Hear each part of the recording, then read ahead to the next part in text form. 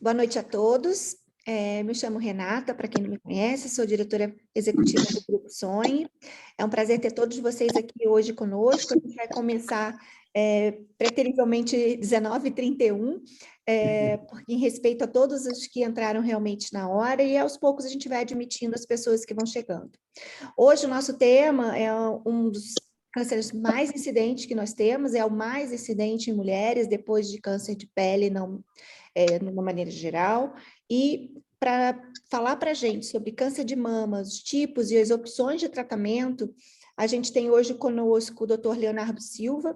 Dr. Leonardo, ele é oncologista do Grupo Sonhe, também é oncologista do CAISM, da Unicamp, e ele tem doutorado na área de tumores femininos.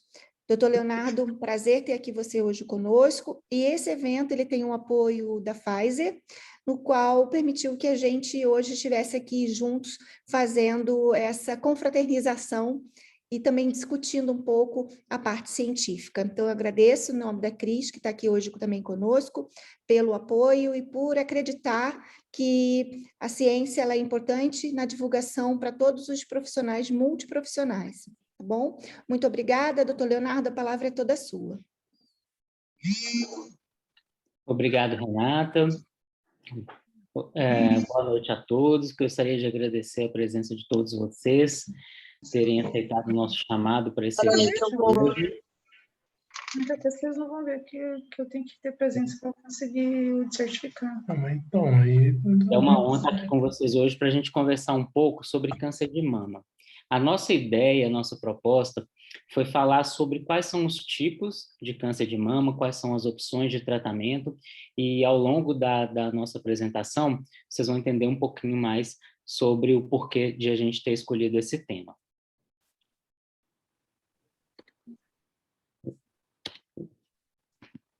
Não está indo... foi.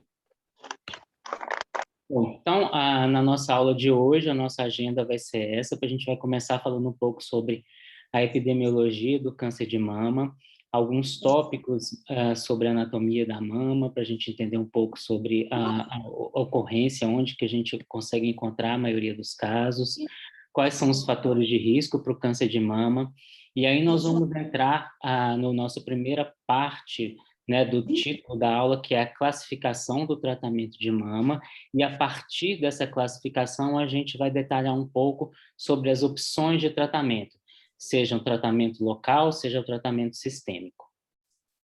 Então, começando sobre a epidemiologia, como a Renata bem colocou, quando a gente pega a estimativa do Instituto Nacional de Câncer para o triênio de 2020 a 2022, nós observamos uma tendência que já vem sendo observada há muitas décadas, de que o câncer de mama nas mulheres é a neoplasia maligna mais comumente diagnosticada, representando cerca de 30% dos casos, quando a gente exclui os casos de câncer de pele não melanoma, aqueles tumores que são tumores basocelulares e tumores escamocelulares. Então, essa é a tendência que a gente tem hoje. O número de casos para cada ano desse triênio, ou seja, para 2020, para 2021 e 2022, é de 66 mil novos casos por ano, o que mostra para a gente qual é a importância e o impacto desse tipo de neoplasia maligna na saúde pública e na saúde privada e na vida das mulheres. A gente sabe que ao longo da vida, 1 em cada 8 mulheres vai receber o diagnóstico de câncer em algum momento. E quando a gente pega dados de epidemiologia, mas aqui em nível mundial, esses são os dados de 2020 da Organização Mundial de Saúde, a gente observa isso, de que o câncer de mama é o câncer mais comumente diagnosticado em todo o mundo. Então, a partir do ano de 2020, né, o câncer de mama passou a ser o câncer mais comumente diagnosticado em todo o planeta. É claro que a gente tem diferenças muito importantes em termos de incidência quando a gente compara países diferentes, de regiões diferentes e de renda diferentes, mas de uma maneira geral é a doença maligna mais diagnosticada hoje em dia. Passando então para a anatomia da mama, falando um pouco, na verdade vamos falar brevemente sobre isso, mas só para a gente entender que a mama ela é composta por uma rede de ductos, que são os canalículos que levam, né, a secreção produzida nos lóbulos e os lóbulos mamários. Então, cada lobo da mama é composto por diversos lóbulos, que são as unidades menores, e elas desembocam no ducto, e toda a secreção produzida, seja leite ou outra secreção, é transportada através desses ductos até chegar no mamilo. E a gente tem aqui o tecido gorduroso, que perpassa todo esse tecido mamário glandular, e a gente sabe que ao longo do envelhecimento da mulher, a gente tem uma substituição progressiva desse tecido glandular que vai evoluindo, principalmente após a menopausa, e sendo substituído por um aumento desse tecido gorduroso. E aqui a parede torácica, composta pela musculatura e o arcabouço torácico ósseo. E aqui a gente tem uma visão da rede de drenagem linfática, ou seja, dos líquidos, né, de todo o líquido acumulado, tanto que a gente tem em vasos sanguíneos, que são drenados pelos vasos sanguíneos, mas todo o líquido intersticial que é drenado pela via de vasos linfáticos, que pode ser drenado principalmente para linfonodos axilares, mas também linfonodos ao longo aqui da cadeia torácica interna, principalmente em tumores de região mais medial da mama, e também linfonodos aqui da região supra e infraclavicular. E a gente sabe que grande parte dos tumores de mama são diagnosticados na região de quadrante supralateral. E quando a gente pensa que na anatomia, nesse corte, né, transversal da mama, a maioria dos tumores é diagnosticada nessa região, na unidade lobular. Não necessariamente tumores lobulares, mas tumores que nascem nessa região dos lóbulos. E quais são, então, os fatores de risco para o câncer de mama? A gente sabe que existe uma infinidade de fatores, muitos deles são muito comentados, né, na mídia, já foram falados em diversos momentos, e a gente divide eles em dois grandes grupos, que são os fatores de risco não modificáveis, que são aqueles sobre os quais a gente não consegue atuar, e os fatores de risco modificáveis. Isso é muito importante para a gente tentar entender estratégias que a gente possa estabelecer para a redução do risco de câncer de mama. Alguém sabe me falar qual que é o principal fator de risco não modificável para câncer de mama? Alguém arriscaria dizer? Cigarro? Dos não modificáveis. Dos não Genética. modificáveis. Acho que é genética também. O mais comum, gente. Principal. Vou dar uma dica. Gênero. Muito bem. Sexo feminino. Sexo feminino é o principal fator de risco. Por quê? A gente sabe que câncer de mama pode dar em homens, né? Mas 99% dos casos ocorrem em mulheres. Apenas 1% dos casos de câncer de mama acontecem em homens. A idade também é um fator de risco que a gente não consegue modificar, infelizmente, né? A gente sabe que ao longo da vida, com o passar da idade, a chance, né, o risco de ter câncer de mama vai aumentando. Embora a gente esteja vendo nos últimos anos um aumento bastante significativo na incidência de câncer de mama em mulheres mais jovens, principalmente entre 40 e 50 anos, mas também em idades mais jovens. Isso até levou a estudos e até recomendações mais recentes de se ampliar o rastreamento com mamografia em idades mais jovens. Outros fatores não modificáveis, etnia, mulheres que começam a menstruar muito cedo, meninas, né, que começam a menstruar muito cedo, a gente não consegue atuar sobre isso também. Mulheres que têm menopausa tardia, idade mais avançada, por quê? São fatores que deixam a mulher exposta a estímulo estrogênico durante mais tempo, né? Então, tem mais ciclos, né? E a cada ciclo menstrual é uma exposição maior ao estrogênio, então, quanto mais tempo ela fica em menarquia, né? Em idade reprodutiva, esse risco aumenta. História familiar, que a gente sabe que está relacionada muito fortemente aos fatores genéticos, mas também aumenta o risco. Se é uma mulher que já fez radioterapia prévia na região do tórax, a gente lembra dos sobreviventes de linfomas na infância, né? Isso era muito mais comum antigamente, que fazia aquelas radioterapias de manto, que pegava toda a parede torácica. Então, a gente sabe que ao longo do tempo, são mulheres que têm um risco maior de câncer de mama e precisam de um acompanhamento mais de perto. E o diagnóstico prévio de alguns tipos de lesões mamárias que são benignas, mas que aumentam o risco, né? Principalmente lesões com atipia, com alterações celulares. Muito importante. Com relação aos fatores modificáveis, então, a gente tem uso de terapia de reposição hormonal, né, principalmente na pós-menopausa, isso aqui já foi assunto de notícias nos jornais, no horário nobre, em vários momentos, a gente sabe que aumenta, sim, o risco, quanto maior o tempo de uso, né, maior é o risco, mas está associada principalmente com determinados tipos e vai depender muito da dose que é utilizada. Então, a gente não demoniza a terapia de reposição hormonal. Durante algum tempo isso foi muito colocado em voga, mas a gente sabe que para algumas mulheres é um tipo de tratamento que é muito importante. Então, é pesar risco em benefício e ser avaliado caso a caso. Consumo de álcool, um consumo elevado de pelo menos 3 a 4 doses por semana, né? Mas em quantidade importante, significativa. Tabagismo, embora a relação esteja sendo mais elucidada mais recentemente, mas tem algumas evidências que sugerem. A obesidade também, porque a gente sabe que, além dos fatores pró-inflamatórios relacionados à obesidade, que podem estar relacionados ao desenvolvimento de câncer, no tecido gorduroso periférico a gente tem uma produção grande também de estrogênio, então, uma mulher que tem uma carga estrogênica maior. Mulheres que nunca tiveram filhos, por quê? Porque elas têm mais ciclos menstruais e uma exposição ao estrogênio maior também. Mulheres que têm filhos em idade mais tardia, até porque tem uma exposição estrogênica maior, e o aleitamento materno, que é um fator preventivo, né? Coloquei aqui como fator de risco, mas é o não aleitamento materno.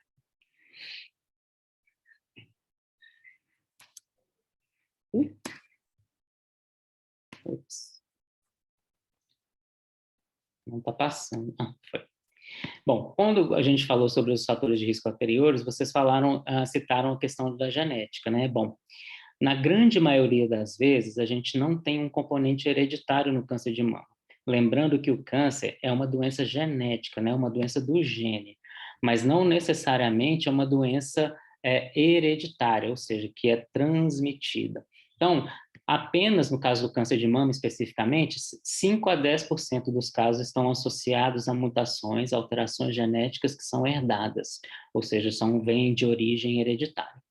Então, aqui a gente tem uma figura mostrando quais são os principais genes associados a síndromes hereditárias de câncer de mama, em algumas delas câncer de ovário também, e é importante notar que os genes mais comumente afetados são o BRCA1 e o BRCA2. O BRCA1 mais comumente é afetado, mas também o BRCA2 em uma porcentagem relativamente mais alta, mas outros genes também importantes, SHEC2, PALB2 e o TP53, que existe uma mutação que é descrita, né, na população brasileira, principalmente da região Sudeste e Sul. Lembrando que são dados, esse dado que eu trouxe aqui não é um dado brasileiro, e essas alterações genéticas, esse perfil genético de mutações varia muito de população para população também, mas de uma maneira geral é muito parecido. E vamos entrar agora falando um pouco sobre a classificação do câncer de mama. Então, quando a gente faz um diagnóstico de câncer de mama, não é apenas um diagnóstico simples, não é apenas uma biópsia, né? A gente entende que o diagnóstico do câncer de mama, já há algum tempo, ele é um evento interdisciplinar, porque ele envolve tanto o papel do mastologista, do oncologista de posse das informações clínicas, por meio de anamnese, o exame físico dessa paciente, e também de exames de imagem, principalmente não apenas os exames de rastreamento que levaram ao diagnóstico de câncer, mas também exames para investigação, seja de presença de metástases ou outras alterações.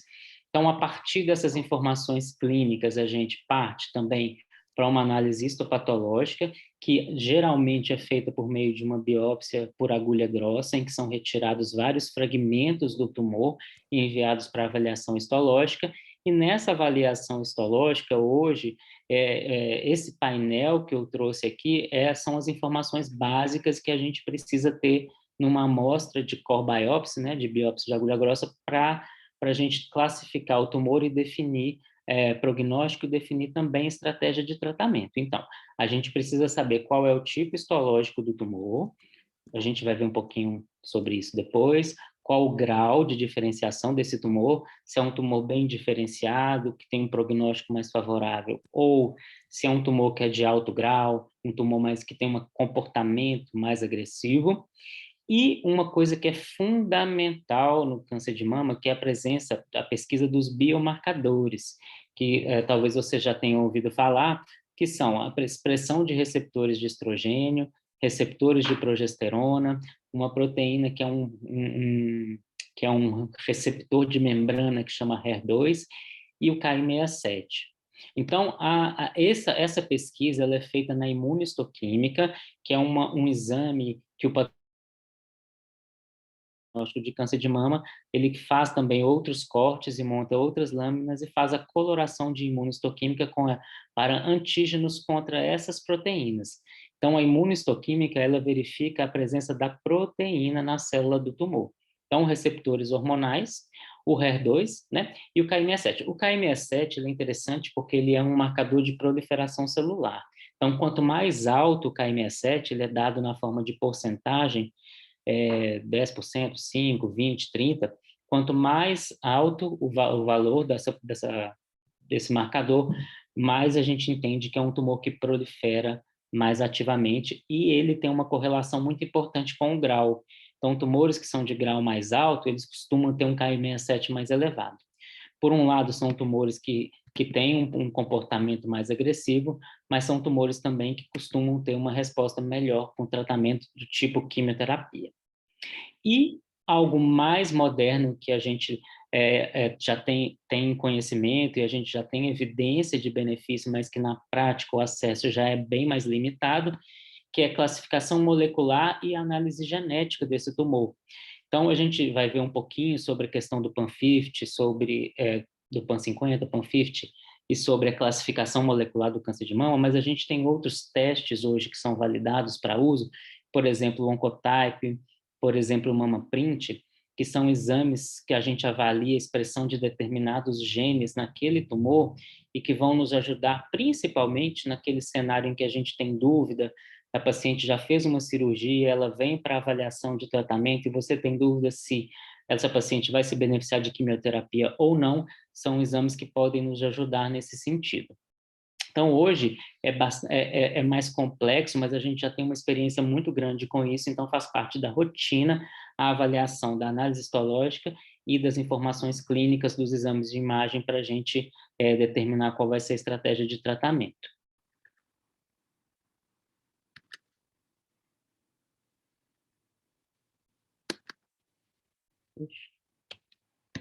Peço desculpa que hoje esse computador está me...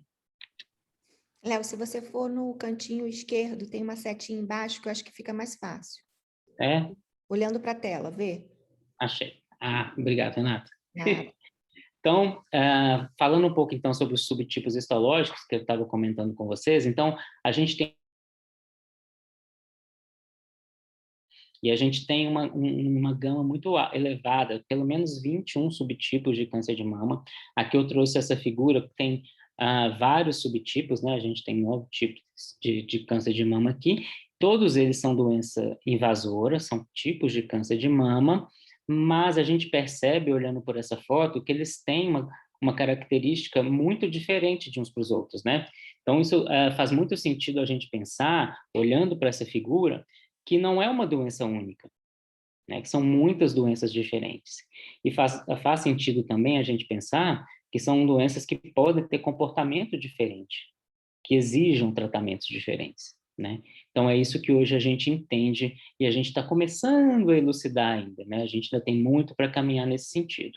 Então, apesar dessa grande variedade de tipos, a grande maioria das vezes o que a gente tem é o carcinoma ductal invasor ou carcinoma sem especificação, né, tipo comum, que acontece em 40% a 75% das vezes, que é esse subtipo aqui, que é o mais comum deles. Aqui a gente tem o subtipo lobular, por exemplo, mucinoso, que produz bastante mucina, e outros subtipos. Esse é um tipo medular, que é um tipo bastante interessante, que quando a gente avalia, por exemplo, a imunohistoquímica desse tipo de tumor, normalmente é tumor que não tem expressão nem de receptor hormonal, nem de HER2, que a gente chama de triplo negativo, né? E a gente normalmente tende a pensar nesses tumores como tumores muito agressivos, Mas interessante que, apesar do tipo medular ter essa característica de ser triplo negativo, ele tem um prognóstico muito bom. E até os anos 2000, a gente se baseava para a classificação do câncer de mama, e o que a gente conhecia até então era realmente essa classificação de subtipo histológico, grau e da expressão de receptores hormonais, porque na época já se fazia pesquisa de receptor de estrogênio, embora a forma como a gente pesquisava esse receptor variou ao longo do tempo e foi evoluindo, mas a gente já conhecia. O HER2 já tinha sido descrito, ele foi descrito na segunda metade, né, da década de 90, mas a partir dos anos 2000, com o desenvolvimento das técnicas de sequenciamento de DNA, de RNA, e o desenvolvimento também de técnicas para pesquisa de expressão dos genes, então a gente não olhava mais para o DNA, a gente já estava olhando já para o RNA, né? O tanto que por exemplo, a gente tem o DNA para ser expresso, né? Para codificar uma proteína, ele é convertido num RNA, e esse RNA ele caminha e vai até o ribossomo, onde tem a produção da proteína. Então, o que vai ditar a presença da proteína ou não pode ser a quantidade de RNA que a gente tem daquele gene. Então, genes que estão em muita atividade, né, sendo muito ativados, vão ter uma quantidade maior de RNA, uma quantidade maior de proteína. Então, a partir dos anos 2000, a gente começou a pesquisar um pouco mais sobre isso, e o que se descobriu, pelo menos a princípio, e aqui a gente tem apenas uma figura para ilustrar isso, foi que, se a gente observa esse gráfico, eles viram que aqui cada linhazinha é um gene, e cada coluna, que é bem pequenininho, difícil de ver, mas cada linha dessas linhas aqui, dessas grades, é um tumor. Então, isso aqui é um banco de tumores que foi submetido à mesma pesquisa da expressão do mesmo grupo de genes, que era um grupo muito grande de genes, e aqui a gente tem, quanto mais vermelhinho, mais expresso, e quanto mais verdinho, menos expresso, e a gente vê, embora seja um pouco difícil, mas quando isso é jogado num software, né, de avaliação, a gente vê que a gente consegue detectar padrões, né? E aí eles conseguiram agrupar esses tumores em pequenos grupos. E esses grupos, a princípio, eles foram identificados 4 grupos, o subtipo luminal, que depois, posteriormente, foi subdividido em luminal A e luminal B. Na época, o subtipo normal também foi descrito, o subtipo que era rico em HER2 e o subtipo basal. Então, a partir daqui, a gente começou a entender que, não é apenas um subtipo histológico, não é apenas o grau, a gente tem também diferenças na expressão dos genes nesses tumores. E muito importante foi entender que cada um desses grupos Minha amiga, tem, tá te falando 24 horas. além de características de expressão genética muito distintas, eles têm também prognóstico diferente. Aqui a gente tem tanto sobrevida livre de recidiva, quanto sobrevida global, a gente vê que as curvas, elas são diferentes, né? Então, por exemplo, essa curvinha azulzinha é a curvinha do luminal A. Vocês vejam que ela tem um risco tanto de uma sobrevida, né? Tanto livre de recidiva da doença, quanto uma chance de sobrevivência e de cura muito diferente das outras curvas. Então, cada um desses grupos é um grupo diferente. Então, a partir dos anos 2000, a gente começou a entender melhor sobre isso. E hoje a gente já consegue classificar os tumores de mama em pelo menos 10, 14 grupos diferentes. Mas isso a gente sabe que, na prática, é muito difícil de se implementar, né? A gente percebe que isso é um teste muito caro, disponível principalmente em ambiente de pesquisa, embora exista um teste semelhante para ser feito na prática, mas que no Brasil não é disponível, a gente precisa fazer fora, né? Fora do ambiente de pesquisa, né? Tem que ser feito fora, tem um custo bastante elevado, mas na prática ainda a gente não tem, eu vou falar um pouquinho mais para frente, um impacto na prática na definição de tratamento, na diferenciação desses mais de 10 subgrupos. Então, o que a gente tem na prática é isso aqui. Como a gente não consegue fazer uma avaliação de expressão gênica para todo o tumor, o que a gente pesquisa é a proteína. No caso, a imunistoquímica, como a gente já comentou, né? Então, na prática, com a imunistoquímica, o que a gente consegue é esse quadro aqui de baixo, né? Eu tenho qual que é a expressão do receptor de estrogênio,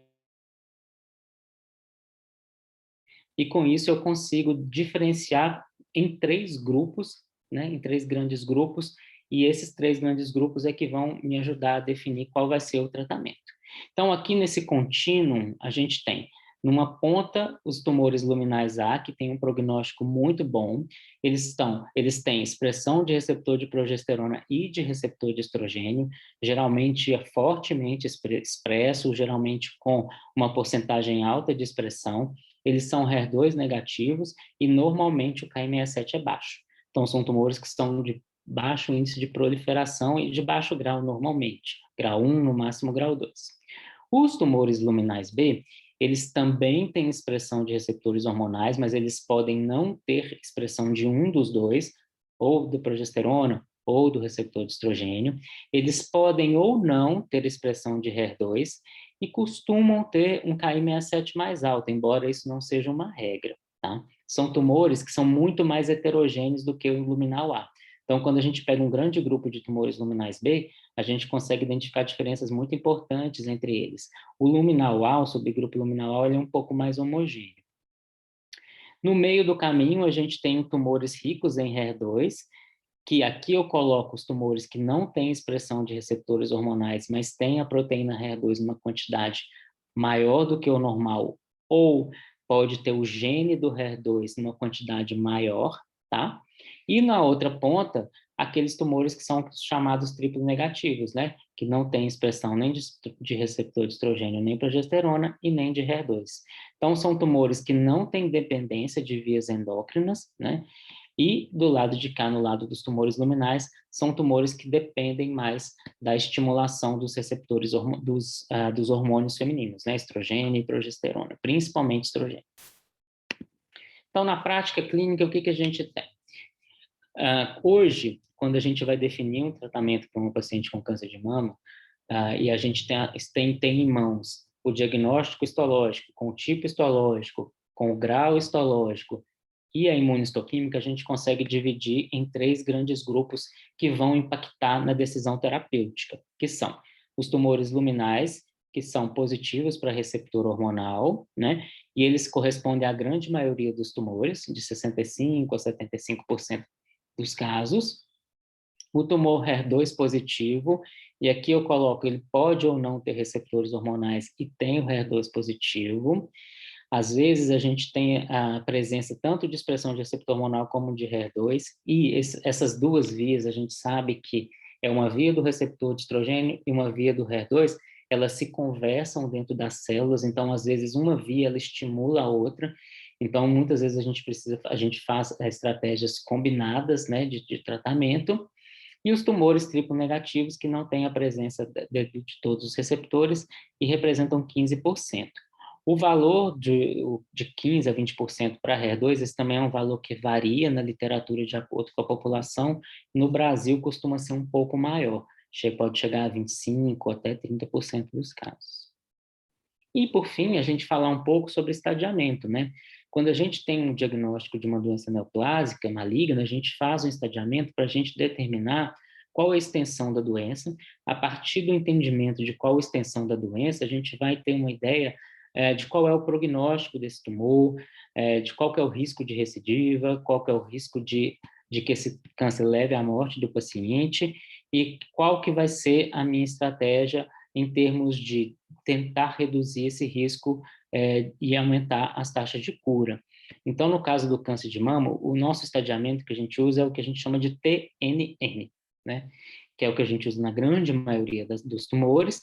Então, o T é o tamanho do tumor primário, então o tamanho do tumor na mama, que pode ir de T in situ, né, que é um carcinoma in situ, mas T1, T2, T3, até T4, que são tumores grandes, que invadem pele, que são fixos na parede do tórax, que eles grudam, né, na musculatura, então você não consegue movimentá-los, ou até mesmo um quadro que a gente chama de tumor inflamatório, que são tumores que têm um aspecto de inflamação, né? Não sei se vocês já chegaram a ver algum caso, são tumores que a mama fica muito edemaciada, fica vermelha, fica quente, muitas vezes está associada a bastante dor local. O estadiamento N é o estadiamento linfonodal, né, do acometimento de linfonodos, via de regra, na maior parte dos casos, linfonodos na axila, mas inclui também linfonodos de fossa supraclavicular e também linfonodos daquela cadeia que eu falei que fica bem próxima, que é o externo, que é a cadeia mamária interna. Então, aí a gente pode definir se é um tumor N1, N2 ou N3, e o estadiamento M de metástase, que a gente avalia aqui a presença de metástase à distância, né? Ou uma metástase visceral, pulmão, fígado, né? Cérebro, ou uma metástase óssea, ou metástase linfonodal, mas num linfonodo que a gente não considera regional, né? No caso do câncer de mama, a gente considera linfonodo regional até a fossa supraclavicular. Então, se é um linfonodo na região cervical, já é um linfonodo M1. Já é uma doença considerada sistêmica, uma doença em estádio 4. É claro que quando a gente fala em doença metastática de mama, né, e aqui eu trago quais são os principais sítios de metástase, né, a gente entende hoje que a localização da metástase depende também da classificação do câncer, então, não apenas se é um subtipo ductal, se é um subtipo lobular, porque isso também define um pouco a predileção daquele tumor por determinado local de metástase, mas também, né, se é um triplo negativo, se é um HER2 positivo, se é um luminal, isso pode influenciar também na localização de sítios de metástase. Então, aqui a gente tem um tumor primário na mama, então, um dos principais locais de metástase, mas que ainda é uma doença local, locorregional, são linfonodos na axila e linfonodos na região supraclavicular. Você vê que na região supraclavicular é uma ocorrência bem mais rara, né? Na cadeia mamária interna, em 10 aqui na região, né, próximo ao externo, 10 a 40%, e os outros sítios mais comuns, né, que a gente vê com mais frequência, pulmão, fígado, né, osso, né, osso, um local bastante frequente de metástase de tumores luminais, né, vejam aqui na tabelinha, luminal B 79%, luminal A 70% dos casos, e cérebro, né, que é uma ocorrência mais rara em tumores luminais, mas que tem uma frequência maior, principalmente em tumores HER2 positivos e tumores basais. E locais menos comuns, locais raros de metástase, como, por exemplo, no peritônio, no estômago. Então, quando a gente tem metástase, a gente até costuma falar que quando a gente tem metástase em locais mais estranhos, a gente sempre pensa em carcinoma lobular de mama, que costuma apresentar essas metástases em sítios menos comuns, né? E aqui não está mostrando, mas a gente também pode ter metástase ovariana, por exemplo, de câncer de mama. Então, entrando um pouco agora na questão das estratégias de tratamento, a gente tem 2 grandes grupos de tratamento em câncer de mama. A gente fala em tratamento local, quando é um tratamento que se relaciona à abordagem da doença no local onde ela surge, então na mama e na axila, principalmente, e na região supraclavicular quando presente, que inclui tanto a cirurgia quanto a radioterapia. Então, são estratégias de tratamento local. E as modalidades de tratamento sistêmico, né? Que é um tratamento que não depende da localização, né? Pode ser administrado tanto por via oral quanto por via endovenosa, mas que vai atuar nessas lesões tumorais, independente do sítio de localização. Então, de modalidades que a gente tem a quimioterapia, a terapia hormonal, a terapia anti-HER2, a imunoterapia e outras terapias-alvo, que eu vou falar também um pouco no final. Então, começando com o tratamento local,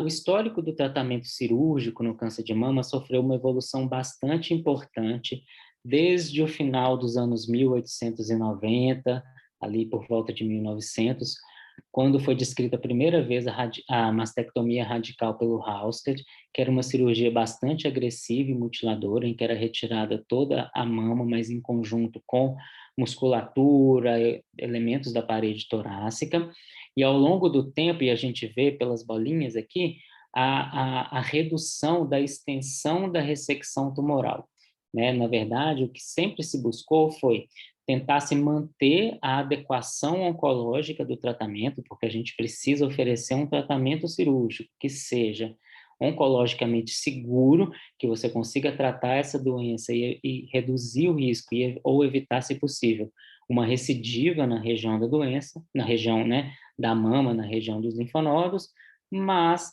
tentando melhorar não só o resultado cosmético dessa cirurgia, mas também a questão da morbidade cirúrgica, porque cirurgias mais extensas estão associadas a maior morbidade, maior incidência de dor, maior incidência de plexopatia braquial, por exemplo, que podem levar à limitação de movimento do membro, comprometer de uma forma significativa a qualidade de vida dessa paciente e a funcionalidade desse membro, que pode, inclusive, impedir que ela consiga manter sua vida funcional, sua vida laborativa e até mesmo nas atividades diárias. Então, o que a gente vê é que, após essa descrição inicialmente da mastectomia radical e da utilização desse tipo de tratamento, ele sofreu várias modificações ao longo do tempo. Então, hoje a gente tem técnicas de mastectomia que são menos extensas e que não envolve a ressecção de musculatura e nem da parede torácica. O advento também de tratamento sistêmico para redução do tamanho do tumor, e a gente vai falar um pouco sobre isso depois, também permitiu a realização de cirurgias menos extensas, e até então a descrição, já na década de 80, da cirurgia conservadora da mama, que é aquela situação em que você não faz a mastectomia, você não retira a mama completamente, você retira apenas a região onde está o tumor, com uma margem de segurança. Isso a gente sabe, a gente vai ver um pouco mais para frente, com resultados bastante importantes e comparáveis com o da mastectomia. Então, sem perda dessa segurança no tratamento oncológico. E, posteriormente, o desenvolvimento de técnicas de mastectomia, alguns casos chamadas de adenectomias, ou mastectomia skin sparing, né, que você poupa a pele da mama, então, como se você descascasse, né, a mama, você retira aquele conteúdo e permanece a pele, e você coloca uma prótese. Então, isso dá um aspecto mais real para essa mama. Tem as suas indicações, né, mas hoje em dia também é uma técnica que a gente tem disponível. E falando também a respeito dos linfonodos, no tratamento da axila, a cirurgia também tem o seu papel e ao longo do tempo ele foi evoluindo.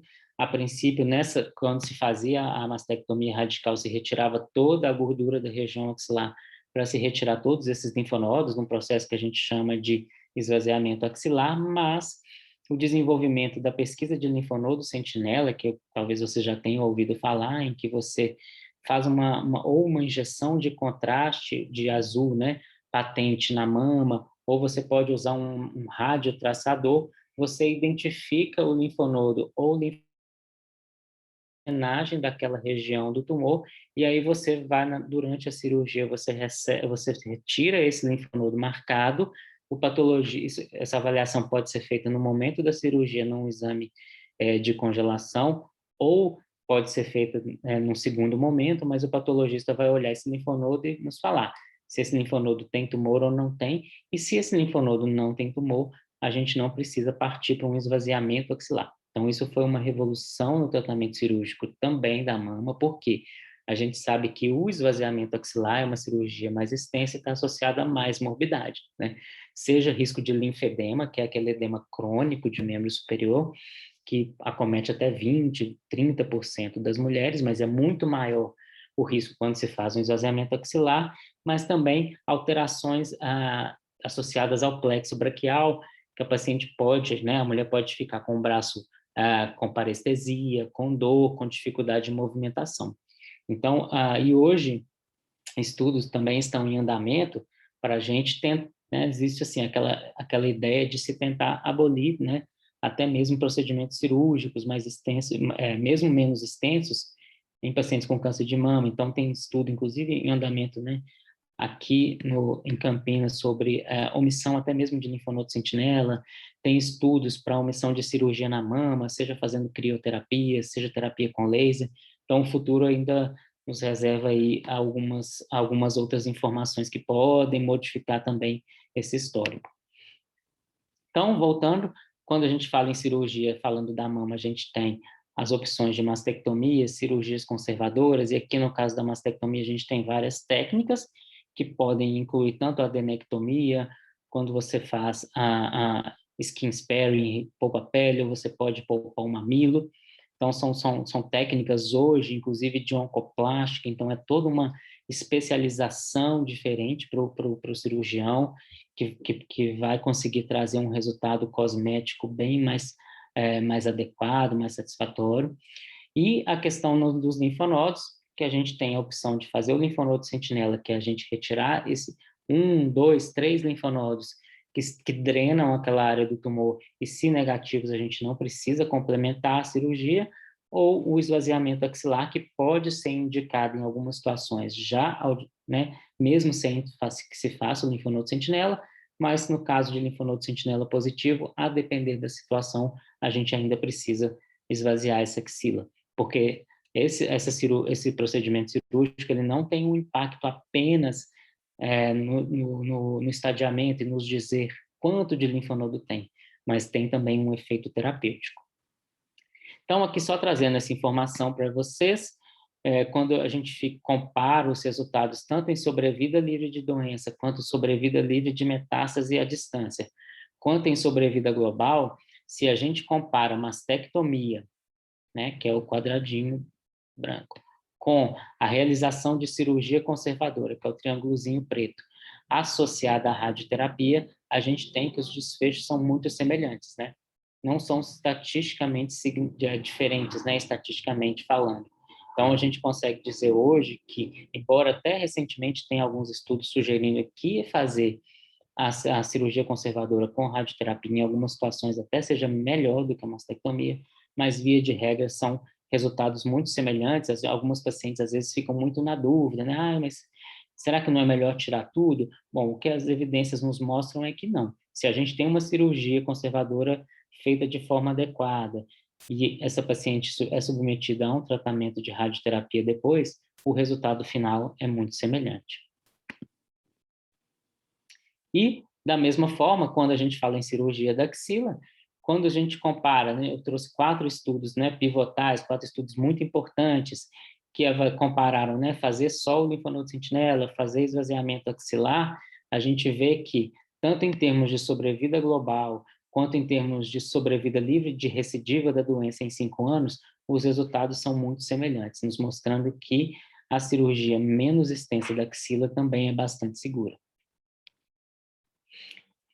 E, obviamente, a gente tem potenciais complicações dos procedimentos cirúrgicos, seja na mama, seja na axila, como a formação de seroma, que é acúmulo de líquido, principalmente na região, quando a gente fala em cirurgia conservadora, é mais comum, né, em que se cria né, como se fosse um oco, né, uma cavidade onde tinha aquele tecido mamário que foi ressecado. Isso pode, né, se a gente tem uma produção ali de líquido que é muito importante, e a drenagem, como pode estar comprometida tanto pelo procedimento cirúrgico na mama quanto na axila, você distorce, né, a drenagem linfática, pode favorecer o acúmulo de líquido, e às vezes a gente precisa até fazer drenagem. Infecção de sítio cirúrgico, embora seja uma complicação rara, mas pode acontecer. Quando se usa retalhos cutâneos, a gente pode apresentar também, em alguns casos, necrose de mamilo, mas são eventos muito raros. Em mãos experientes é bem comum a gente ver. Dor no pós-operatório, questão de dor não só na mama e na axila, mas principalmente membro superior, né, pode ter dor. Inclusive, são quadros álgicos que podem aparecer até muitos meses depois da cirurgia. Limitação de movimentos, plexopatia braquial e uma das mais temidas, que é o linfedema, que é uma situação de difícil tratamento, medicamentoso, a gente não tem uma boa resposta, acaba que essas pacientes precisam ficar fazendo drenagem linfática, fisioterapia, uso de luvas compressivas para ajudar nesse sentido. Então, hoje em dia é muito menos comum a gente ver quadros de linfedema, mas eventualmente pode acontecer sim. E a radioterapia? A radioterapia, ela envolve a aplicação de radiação ionizante, principalmente na região, né, que é um aparelho de aceleração, um acelerador linear, né, que a gente chama. Então, como que funciona a radioterapia? A gente aplica a radiação ionizante, ela vai incidir nas células tumorais. Essa radiação ionizante, ela vai gerar uma alteração no DNA da célula, quebra de fita de DNA, e a ideia é que, na ausência de mecanismos de reparo que consigam fazer o reparo dessa quebra de fita de DNA pela radiação ionizante vão levar à morte celular. A radioterapia ela tem um papel muito importante no tratamento de câncer de mama, e a gente sabe que a aplicação de radioterapia não tem um efeito apenas na redução da recorrência local, né? Se a gente pensar que a radioterapia é um tratamento que é aplicado apenas localmente, né? Mas pode sim ter um efeito bastante interessante em termos de redução do risco de morte por câncer de mama. Por exemplo, aqui nessa grande meta-análise, que incluiu diversos estudos, com a população de mais de 1.000 mulheres com linfonodos axilares comprometidos, ou seja, já é uma doença mais localmente avançada e que tem um risco maior de recidivar e de morte, uma redução absoluta de 8 pontos, né? Um ganho em 20 anos de 8% em termos de reduzir o risco de morte por câncer de mama. Então, um benefício bastante importante. E existem várias técnicas, né, de radioterapia. Hoje em dia existem casos em que a gente pode fazer radioterapia num intervalo mais curto de tempo, você pode aplicar uma dose maior de quimioterapia de radioterapia por dia, você pode ter, embora seja muito menos usado, mas no passado já se usou, né, bastante, braquiterapia em mama, existe também a radioterapia que é feita intraoperatória, que é algo bem menos acessível, né, porque a gente tem que levar o aparelho de radioterapia para dentro do centro cirúrgico, mas são todas técnicas que existem. E as complicações, uma das complicações mais comuns é a alteração cutânea, a radiodermite, que muitas vezes a gente observa apenas um escurecimento da pele na região que está recebendo a radioterapia. Quando o paciente fez uma retirada completa da mama e a gente não tem mais a mama na região torácica, a gente vê geralmente uma queimadura, né, vamos dizer assim, em faixa. Quando a gente tem a mama presente, a gente pode ver essa radiodermite em toda a mama, mas costuma ter uma gravidade maior na região do sulco inframamário e na região da axila, que são regiões com menos tecido, né? Então, tem um impacto muito maior. Às vezes, a gente tem perda de integridade da pele descasca, e dificilmente, assim, é muito pouco comum que tenha quadro de dor muito importante, e em alguns casos a gente precisa interromper o tratamento, mas costuma responder e melhorar muito rapidamente. Aí geralmente elas param o tratamento, ficam ali 4, 5, 7 dias sem tratar, e a pele se recupera muito rapidamente, elas podem retomar o tratamento. Outros sintomas que elas costumam reportar é fadiga, isso é bastante comum, os pacientes relatarem que se sentem mais cansadas.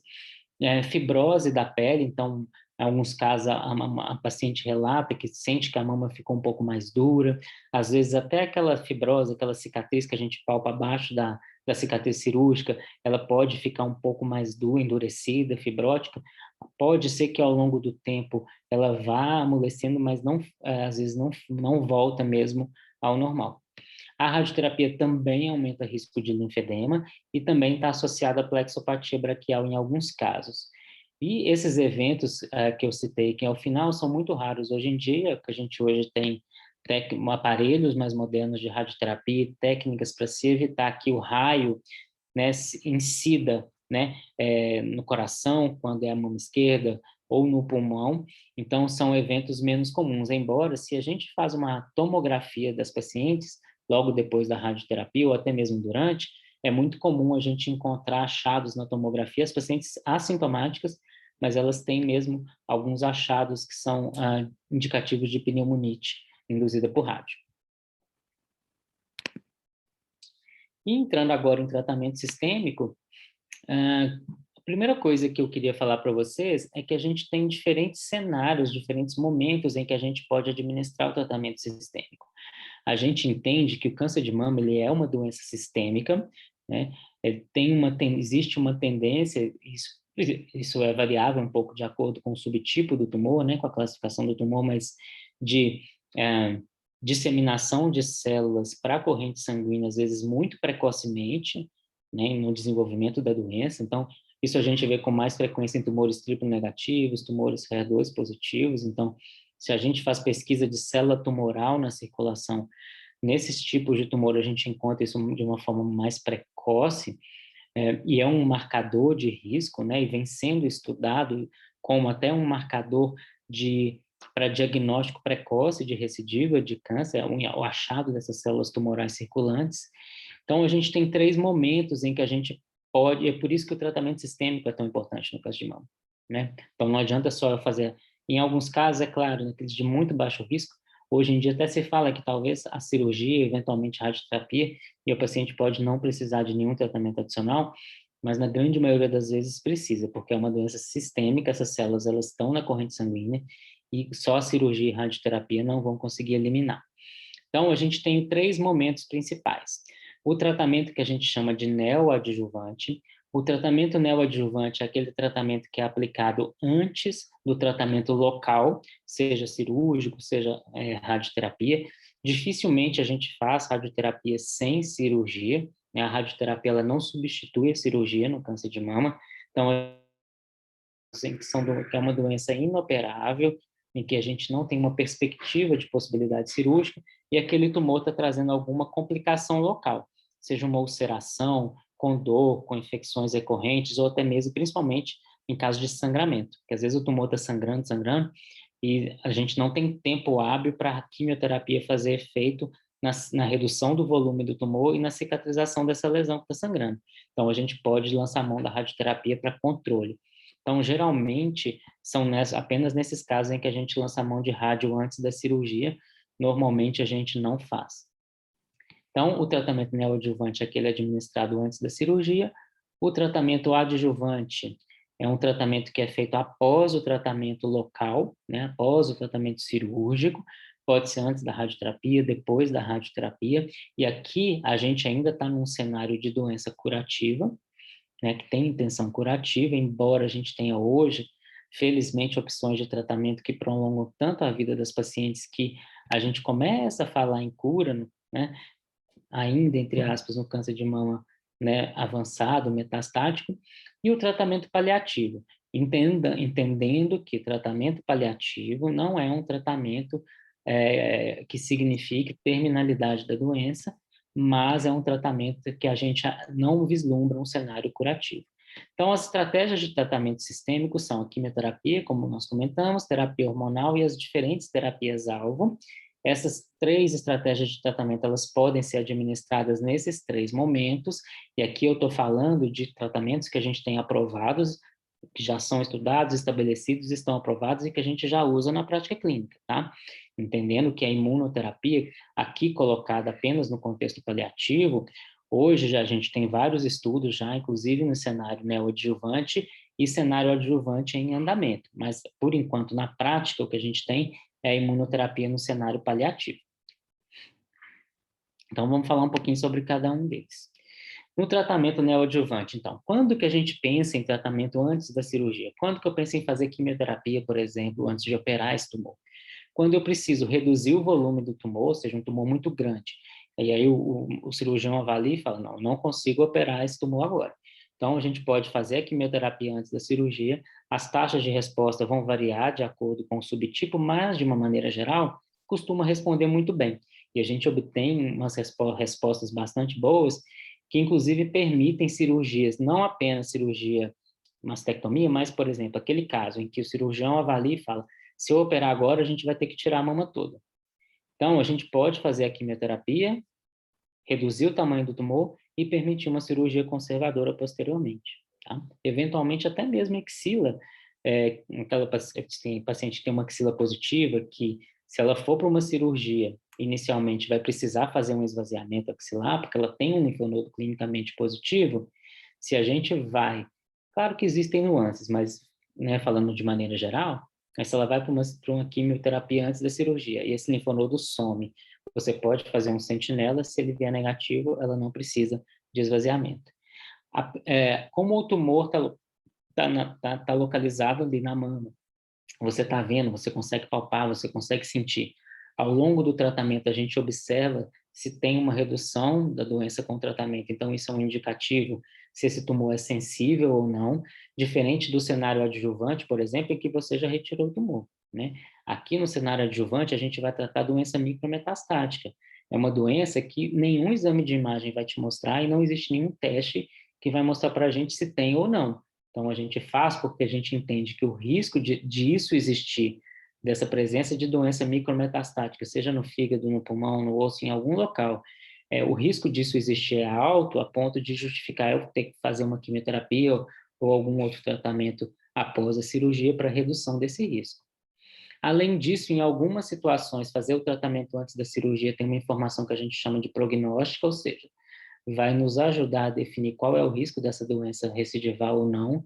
Isso é principalmente importante em tumores triplo negativos e HER2 positivos. Tem uma situação que a gente chama de resposta patológica completa, ou seja, é aquela paciente que tem um câncer de mama, que faz uma quimioterapia ou uma terapia endócrina hormonal antes da cirurgia, e aí ela vai para a cirurgia, né? Mesmo que ela faça o tratamento e o tumor desapareça completamente, você não consegue sentir, faz uma ressonância, uma mamografia, não consegue demonstrar doença, ela precisa operar. Existem já estudos tentando fazer uma avaliação patológica de alguma forma, com várias biópsias, que permitam a gente não operar essas pacientes, mas hoje ainda a indicação é cirúrgica. E aí você faz a cirurgia e o patologista avalia a peça e fala, olha, eu só achei fibrose, não tem mais tumor. Então, isso é uma resposta patológica completa. Então, quando isso acontece, isso é um dado muito importante em tumores triplo negativos e HER2, porque isso mostra para a gente que o prognóstico dessa paciente é muito melhor e a chance de cura é muito alta. E a gente entende que se ela tem doença micrometastática em algum órgão, né, se a gente conseguiu eliminar 100% dessa lesão da mama, que era uma doença macroscópica, então a nossa chance de ter eliminado uma doença micrometastática é muito maior. E fornece tempo para a gente, por exemplo, aquelas pacientes que fazem, né, sequenciamento para tentar avaliar, né, aquelas síndromes de câncer, né, hereditário, é um tempo para a gente, enquanto a gente faz o tratamento neoadjuvante, desse exame ficar pronto, porque ele demora um tempo, se bem que hoje, em 30 dias, a gente já tem o resultado, mas antes demorava meses, até o tempo da cirurgia, porque essa informação do teste genético vai ser importante na definição do tipo de tratamento cirúrgico. Então, no tratamento adjuvante após a cirurgia, a gente já falou, tratar a doença micrometastática para reduzir o risco de recidiva e aumentar as chances de cura. E no tratamento paliativo, a gente tem vários objetivos, né? Melhorar os sintomas, diminuir o volume de doença, prolongar o tempo de vida, né? Que a gente chama de prolongar a sobrevida, prolongar o tempo que aquela doença vai levar para piorar, né? Para progredir, e manter e melhorar a qualidade de vida dessas mulheres. Então, quando a gente vai avaliar um tratamento sistêmico para paciente com câncer de mama, a gente tem que responder essas duas perguntas, né? Quem precisa de tratamento e qual é o melhor tratamento? E aqui, por isso que a classificação do subtipo do câncer de mama é muito importante, aqueles biomarcadores que a gente já conversou, né? Então, dentro da gama de opções de tratamento que a gente precisa evitar subtratamento, então eu não quero fazer um tratamento que seja pouco para aquele caso, e evitar um tratamento desnecessário, ou seja, supertratar, fazer um tratamento que talvez não vá trazer tanto benefício. E aqui os fatores prognósticos são muito importantes para ajudar a gente a definir qual é o risco de recidiva, qual é o risco dessa doença levar à morte essa paciente, para eu tentar escalonar até onde eu vou, e a individualização do tratamento. E aqui fatores preditivos, que são também aqueles que a gente já comentou, né? Porque a gente sabe que se o tumor tem receptor hormonal, faz sentido eu aplicar um tratamento hormonal nesse tumor, porque eu dependo da presença desses receptores para o mecanismo de ação dos bloqueadores hormonais, né? Se é um tumor HER2 positivo, que é um fator preditivo, né, a presença do HER2, então eu sei que eu posso usar um tratamento específico para essa situação.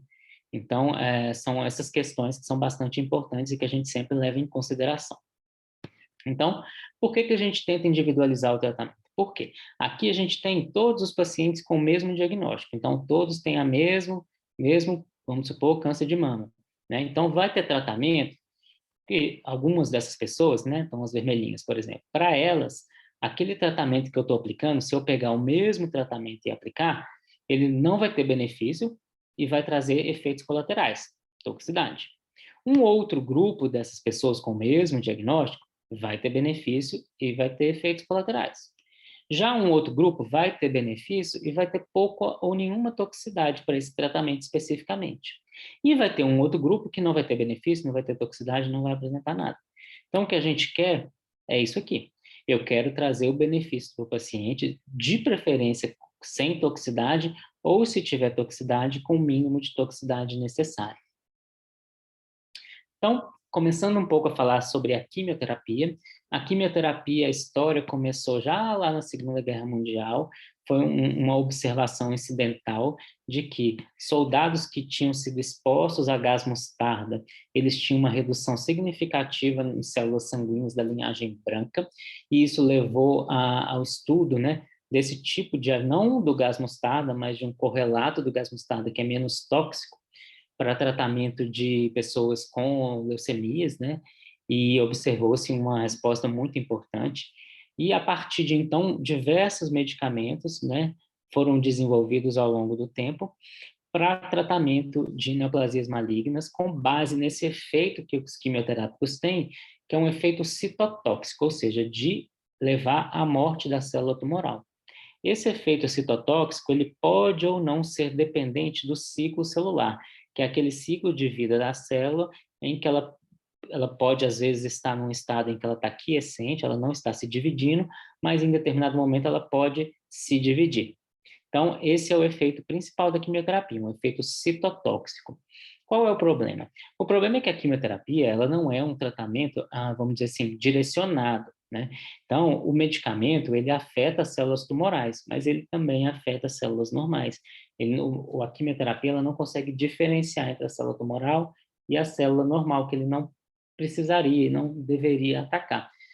A questão é que, quando a gente tem um efeito de quimioterapia sobre essas células, se a gente compara a célula tumoral com a célula normal, as células normais, e aqui a quimioterapia tende a afetar aquelas células que têm um ritmo de proliferação, de divisão celular mais alto, por exemplo, as células na medula, que fazem a produção, né, das células sanguíneas, da hematopoiese, células, né, do bulbo capilar, células da mucosa intestinal, na mucosa oral.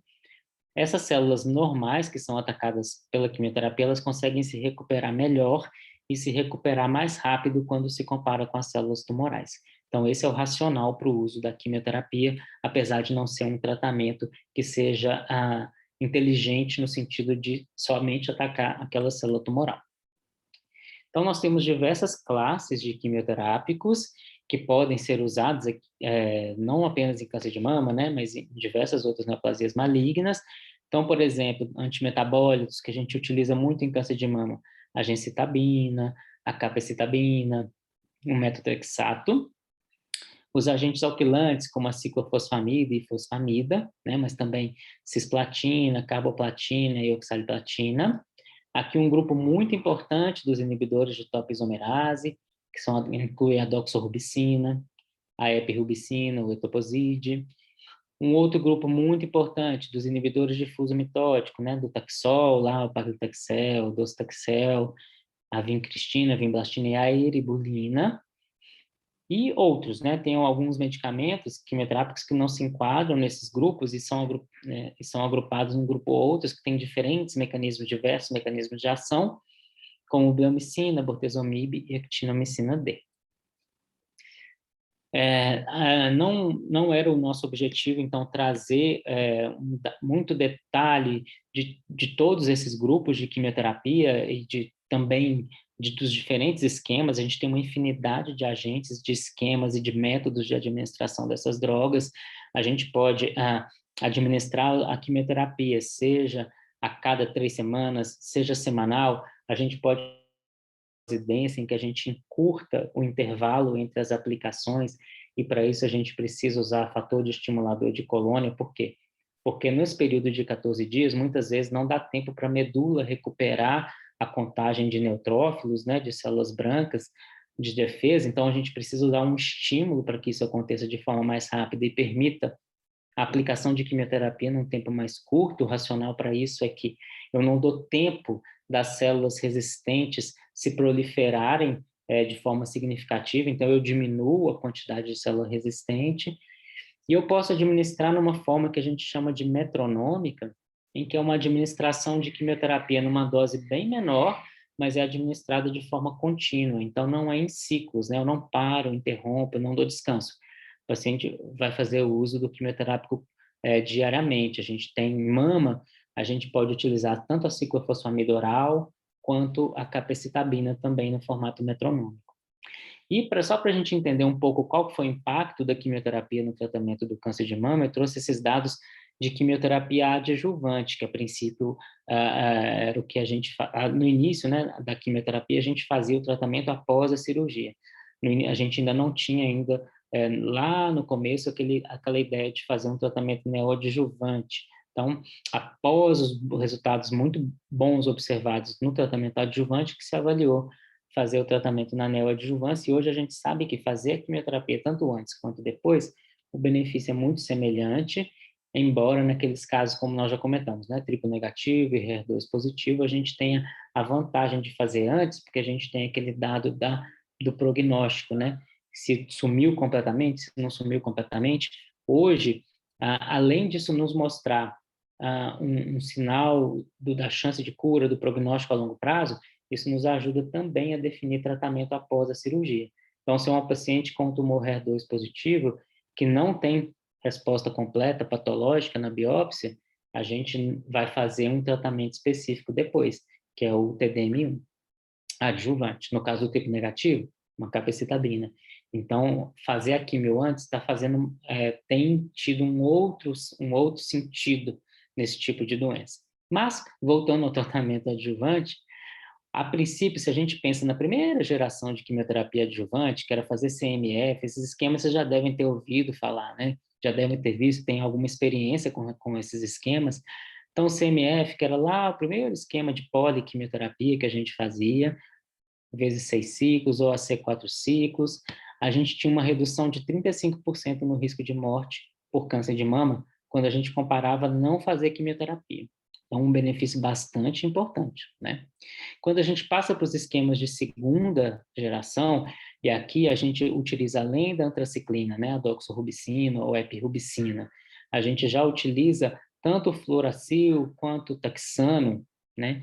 Então, aqui, seja docetaxel, seja paclitaxel, além dos 35%, a gente tem uma redução relativa de mais de 20% de mortalidade por câncer de mama. Então, acrescenta no benefício que a gente observava na primeira geração. E quando a gente passa para a terceira geração, e aqui a gente modifica principalmente o esquema de administração dos medicamentos, seja fazendo concomitância de antraciclina com docetaxel, que hoje em dia a gente não faz mais, né, de rotina, a gente tende a fazer sequencial mesmo, mas a aplicação até mesmo em dose densa, com um benefício ainda maior em termos de reduzir o risco de mortalidade por câncer de mama. Então, o papel da quimioterapia, embora a gente tenha observado nos últimos anos, e até mesmo por causa disso tudo aqui, uma tentativa de se reduzir o impacto, né, da quimioterapia e reduzir também o uso, né, que a gente chama hoje de descalonamento. Então, reduzir a aplicação de quimioterapia, porque a gente hoje conhece muito melhor do câncer de mama, então a gente consegue identificar aquelas mulheres que têm um risco que não justifica a toxicidade da quimioterapia. A quimioterapia ainda tem um papel muito importante em diversas situações. Mas, obviamente, a gente sabe dos efeitos colaterais, né? Então, principal efeito colateral, um dos mais comuns, a queda de cabelos, né?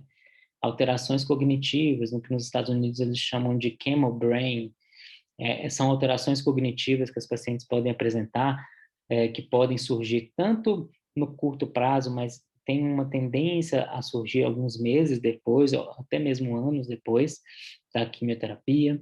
Estomatite, alterações orais, às vezes com lesões, com aftas mesmo, né, lesões ulceradas. É difícil a gente ter situações mais graves, com sangramento, mas é relativamente comum. Ocorrência de náusea e vômitos, hoje a gente tem esquemas de prevenção que são bastante eficazes, mas alguns pacientes ainda apresentam. Existe pneumonite por quimioterapia, embora em câncer de mama, pela quimioterapia em si seja menos comum. Cardiotoxicidade, alguém saberia dizer qual das quimioterapias que eu falei ali a mais frequentemente associada à cardiotoxicidade em câncer de mama? A doxorubicina. Alguém falou doxorubicina. É isso aí. Eu falo. As antraciclinas, exatamente. Hepatotoxicidade, então, extremamente importante a gente avaliar a função hepática antes da quimioterapia, a gente acompanhar essa função hepática durante o tratamento também. Nefrotoxicidade, e aqui a gente fala principalmente de quê? Toxicidade renal?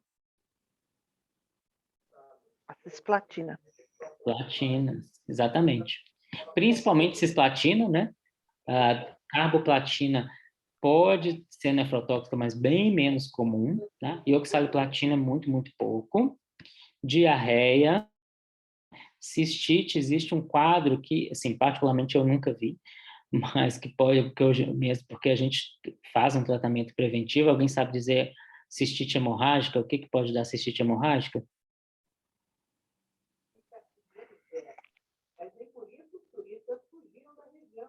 Não? É, Alguém arrisca? Com I. IFO? Ifosfamida? Ifosfamida. E fosfamida, exatamente. Algumas medicações, sim, associadas à infertilidade, afetam a função reprodutiva, então é extremamente importante hoje a gente sempre discutir naquelas pacientes muito jovens. Lembram que eu falei que a incidência em mulheres mais jovens vem crescendo, né? Então, isso é algo que a gente sempre tem que conversar com essas pacientes, estratégias de preservação de fertilidade, tá? Porque algumas delas, elas perdem mesmo a função ovariana, entram em falência ovariana precoce, menopausa precoce. Fadiga, que é um efeito bastante comum, né? Os graus são variados e por isso aqui a importância, a gente não tem medicação que tem um efeito muito importante. Alguém saberia dizer qual que é a melhor estratégia para a gente prevenir a fadiga associada à quimioterapia? Exercício físico. Exatamente, exercício físico. O ideal é que a paciente já seja fisicamente ativa, né?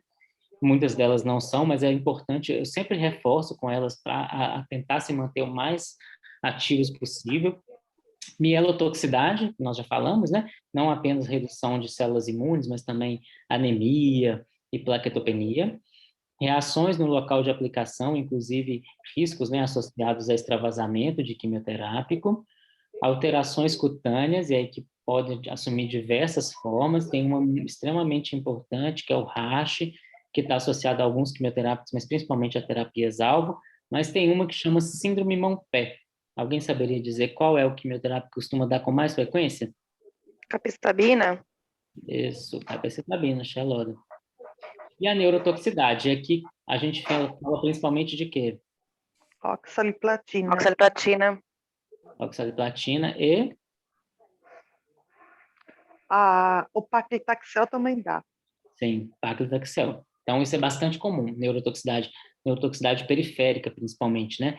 Geralmente sensitiva, né? Parestesia, né? Fica dormente, às vezes uns choquinhos, mas eu já vi casos de neuropatia motora mesmo, de paciente perder força de membro e chegar em cadeira de roda, embora seja menos comum, por quê? Porque normalmente começa com essa sensitiva, então, em caso de complicação de quimioterapia, de efeito colateral, é extremamente importante que toda a equipe interdisciplinar esteja atenta aos sinais, né? Assim, tentar manter sempre um nível de suspeição lá em cima para a gente identificar as complicações o mais precocemente possível e poder tratar em tempo hábil para evitar que a gente tenha eventos mais graves. Vamos ver se eu consigo passar. E passando agora para um novo tipo, né, de terapia sistêmica, que é a terapia hormonal. Na verdade, aqui a gente fala de um tratamento de bloqueio hormonal. Qual que é a importância disso no câncer de mama? Como nós já comentamos, né? O estrogênio, né, ele tem um papel fundamental no desenvolvimento, no processo de carcinogênese do câncer de mama. Então, a gente tem aqui o estrogênio na circulação, a gente tem o receptor de estrogênio na célula tumoral.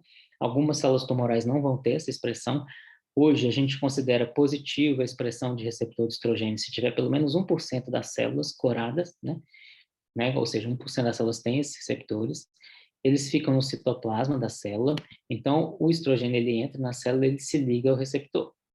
Depois que ele se liga no receptor, esse receptor ele sofre um processo que a gente chama de dimerização, ou seja, um gruda no outro e ele muda para o núcleo da célula e se liga no DNA. Quando ele liga no DNA dessa célula tumoral, ele vai ativar a expressão de diversos genes e essa expressão desses genes vai levar à proliferação celular, crescimento tumoral e todo o processo inclusive, de formação de metástases, de invasão, tá? Então, essa é a importância do estrogênio que a gente entende hoje no câncer de mama. Então, a partir disso, foram desenvolvidas diversas estratégias de tratamento para bloquear esse efeito do estrogênio. No início, quando o primeiro desses medicamentos no tratamento do câncer de mama foi o tamoxifeno, que foi desenvolvido na década de 70.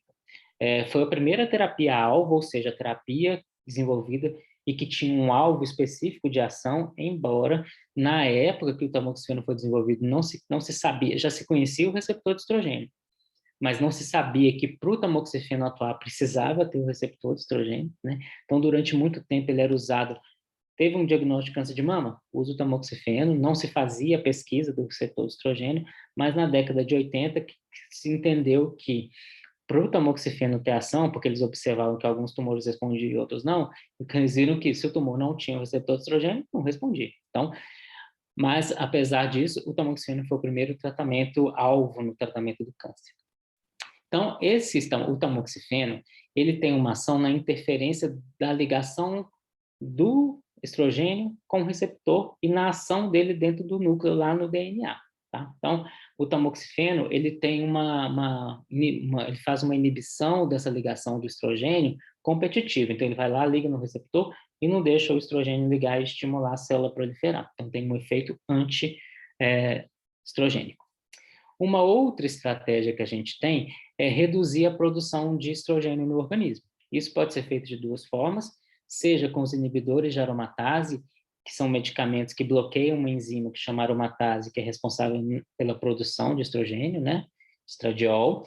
Ou seja, aqui a gente tem o anastrozol, o letrozol, o exemestane, ou os análogos de LH-RH, né? A gozerelina, a triptorelina, né? Leuprorelina. E uma outra estratégia, que é a do fulvestranto, né? Que é uma medicação injetável, que é reduzir os receptores. O que o fulvestranto faz?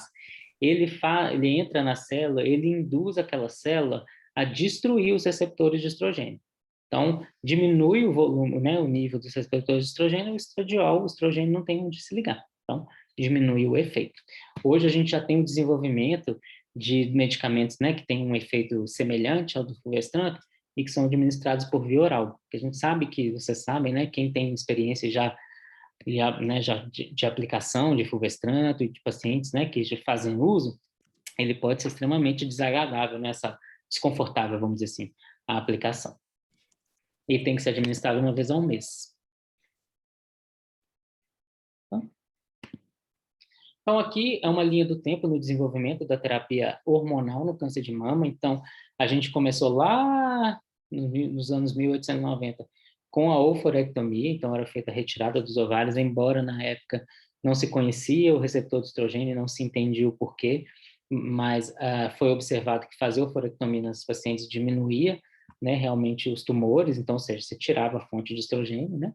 E ao longo, né, do século XX, nós tivemos, começando com o tamoxifeno, mas o desenvolvimento de diversos agentes até chegar aqui por volta de 2012, quando a gente começa a ter alguns avanços na introdução de terapias-alvo, ou seja, terapias aqui a gente já entende como uma terapia-alvo, ou seja, eu conheço um alvo, eu sei que esse alvo está presente, então eu vou desenvolver um medicamento que vai atuar diretamente nele, né? Então, aqui o everolimo, né, o afinitor, os inibidores de CDK, né, de ciclinas, que são mais recentes, palbociclib, ribociclib, abemaciclib, e o uso do alpelisib mais recentemente, né, que é um inibidor de PI3K. Então, são todas terapias-alvo que são utilizadas em combinação com os outros tratamentos hormonais, né, seja fulvestranto ou seja inibidor de aromatase, porque eles potencializam a terapia endócrina e eles atuam principalmente na reversão da resistência desse tumor ao tratamento endócrino. Mas, como todas as outras, né, terapias que a gente tem, existem alguns efeitos colaterais, algumas complicações, né? Então, no caso de terapia endócrina, a gente tem as ondas de calor, né, fogachos, principalmente com o tamoxifeno, embora os inibidores de aromatase também possam ocasionar, mas, por exemplo, pacientes jovens que vão fazer gozerelina, né, para induzir a menorreia, né, também vão se queixar bastante. Durante a quimioterapia é bastante comum, porque elas perdem, né, a função ovariana. Secura vaginal, pode ter corrimento vaginal. E artralgia, principalmente com os inibidores de aromatase, né, anastrozol, letrozol. Em alguns casos, pode chegar a situações em que a gente tem que interromper o uso do medicamento, né, mas existem formas de a gente tratar, incluindo até mesmo acupuntura, costuma ajudar bastante, mas tem medicamentos também que ajudam nesse sentido. E também com os inibidores de aromatase, risco de osteopenia, osteoporose, a gente sabe que esses medicamentos, inibidores de aromatase, a gente só pode utilizar naquela paciente que está na menopausa. Paciente que não está na menopausa, não adianta. Por quê? Porque eles não conseguem bloquear a produção do estrogênio no ovário. Lembra que o inibidor de aromatase, ele inibe a enzima que vai converter, né? Que vai produzir a forma ativa do hormônio. Então, ele tem um efeito muito importante nos tecidos periféricos, né? Principalmente na gordura, na adrenal, mas no ovário o efeito dele não consegue reduzir em níveis significativamente os níveis de estradiol. Então, por isso que a gente usa só na pós-menopausa. O tamoxifeno a gente pode usar antes ou depois.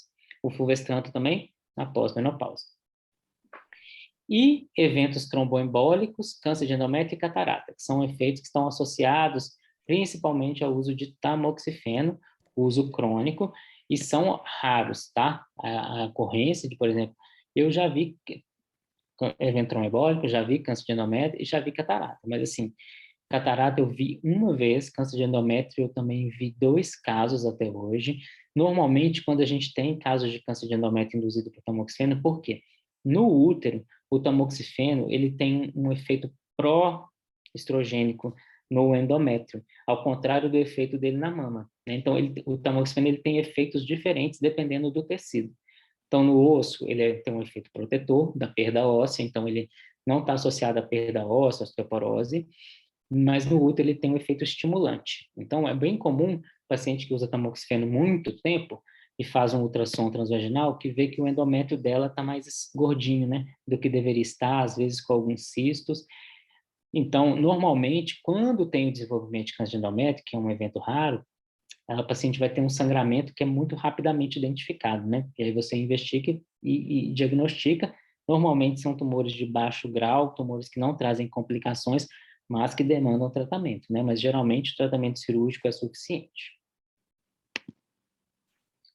E como eu comentei já, da questão quando existe uma resistência ao tratamento endócrino, né? Então, uma paciente que já vinha tratando com um bloqueador hormonal e a doença piora, ou então aquela paciente que operou, fez quimioterapia ou não fez quimioterapia, está usando ali o tamoxifeno, o anastrozol, adjuvante, né? Ou seja, pós-cirurgia.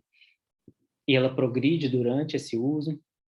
Então, a gente tem a adição de terapias-alvo que vão ter um papel crucial na tentativa de a gente tentar reverter e tratar essa resistência e melhorar a resposta às novas linhas de tratamento. Então, a gente tem um agente inibidor de mTOR, que é uma via de sinalização que está bastante associada a processos de proliferação celular, que é o everolimo, que é um agente por via oral, todos eles são administrados por via oral, tá?